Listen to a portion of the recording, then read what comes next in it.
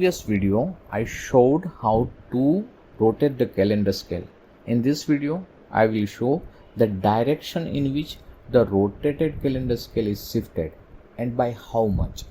This kind of elliptical projection of the calendar scale will align the zodiac and the calendar scale. First, find out by how much distance the calendar scale needs to be moved from the center. As the Earth moves in an elliptical orbit, its eccentricity E is 0.016710. Distance to perihelion from the center is 1 minus E into A. Distance to aphelion from the center is 1 plus E into A.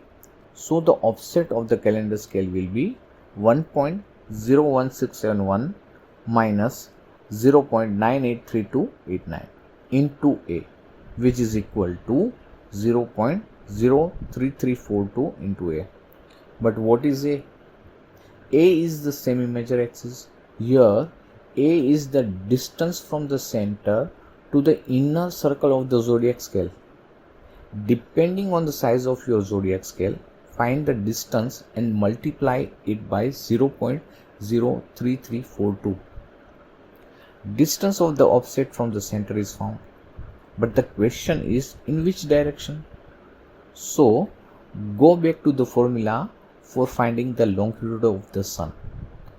As it is required to move the calendar scale in the direction of perihelion, first let's see when the perihelion happens.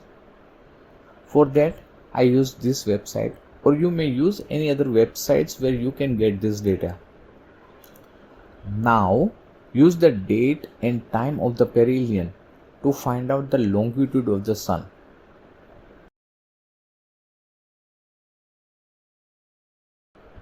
Alternatively, you can use the Stellarium software or any other software to find the longitude of the sun for that particular date and time.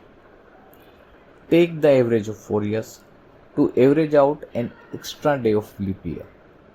Whatever the figure is obtained is subtracted from 180 degrees. Or use the data from the Earth fact sheet available on the NASA site for Epoch 2000. There will be a minor difference in all the three calculations. Draw a line and rotate it by the obtained angle in an anti-clockwise direction from the first point of Aries. This is the direction of perihelion. Now mark a point on this line at a distance by a figure obtained for eccentricity from the center of the zodiac scale. Move the center of the calendar scale at this point.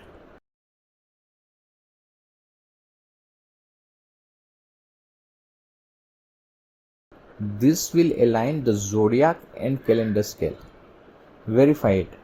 The 4-year average of the vernal equinox is around after the noon time of 20th of March. The summer solstice is just past around the 21st of June. The autumnal equinox is just past around the 23rd of September. The winter solstice just before the 22nd of December. The perihelion on 3rd of January and aphelion on 5th of July. This is a 4-year average. By this, one extra day of leap year also gets averaged out. So this ends the making of an Astrolabe. I have made several videos showing how to use this Astrolabe. Some of the points are required to be taken into care. On the front side, rotate the time scale as per local meridian to get precise timing. Correct the time using the equation of time. For making a calendar scale, mark the dates in an anti-clockwise direction. I have projected a galactic plane on my Astrolabe. Usually I haven't seen them marked, though not required. Maybe one day I may make a video for galactic plane projection. That's it. Thank you to all who liked it or didn't like this series.